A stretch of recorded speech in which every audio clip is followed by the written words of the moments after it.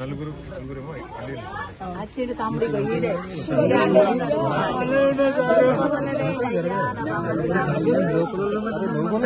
Family వాళ్ళు చూస్తారు బాగలేకపోతే అయ్యా అయ్యా అడకాల మీద పడ్డా అయ్యా అయ్యా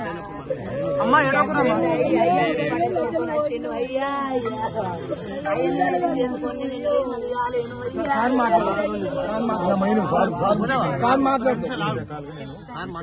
నేను మాట్లాడుతూ దేవులాడి సత్యం ఉన్నాడని అనుకుంటున్నాను.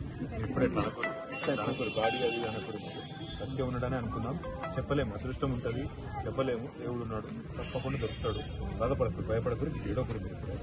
ఎత్తుకుతాము, మొత్తం ఎంత పెట్టాలనో ఆ మొత్తం శ్రమంతా పెడతాం. రెండోది పిల్లలను కూడా నేను మళ్ళీ వచ్చి కలుస్తాను. ఇలా మొదలైన దొరకాలి, మొత్తం దాన్ని చూద్దాం. పిల్లలను నీకు ఇల్లుది నేను చెప్పినా నాకు అర్థమైంది, నేను చూసుకుంటా. కొంచెం ధైర్యం దొరుకుతాడు. మీరు ఇట్లా ఏడిస్తే ఎట్లా? ఇప్పుడు నలుగురు తీసుకొచ్చి నలుగురు దొరుకుతాడు. నిన్న మెదక్లో ఒక ఆయన చెట్టు ఎక్కి ప్రాణం కాపాడుతున్నాడు. ఇట్లనే చెప్పలేము, ఏమన్నా జరుగుతుంది కదా. అదృష్టము, దేవుడు ఉన్నాడు, భయపడకుది, ఏడవకుది. ఇంకొక ఆయన మెదక్లో చెట్టు ఎక్కి ప్రాణం కాపాడుతున్నాడు బిడ్డ.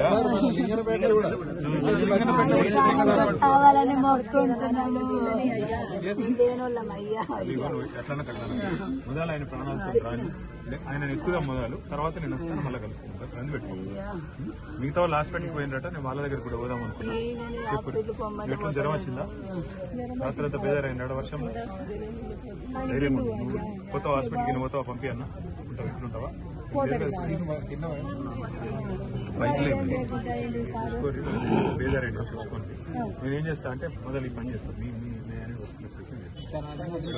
చేస్తా బిడ్డ, ఇంకేం పని చేస్తా బిడ్డ.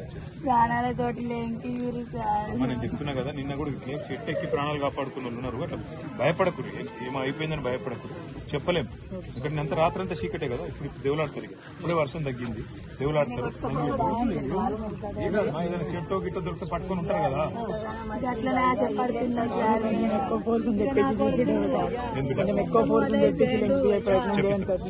చెప్పిస్తాను అమ్మా, టెన్షన్ పడకు. మన వాళ్ళు అందరూ ఉంటారు, మళ్ళీ నేను మళ్ళీ వస్తాను, మాట్లాడొస్తాను.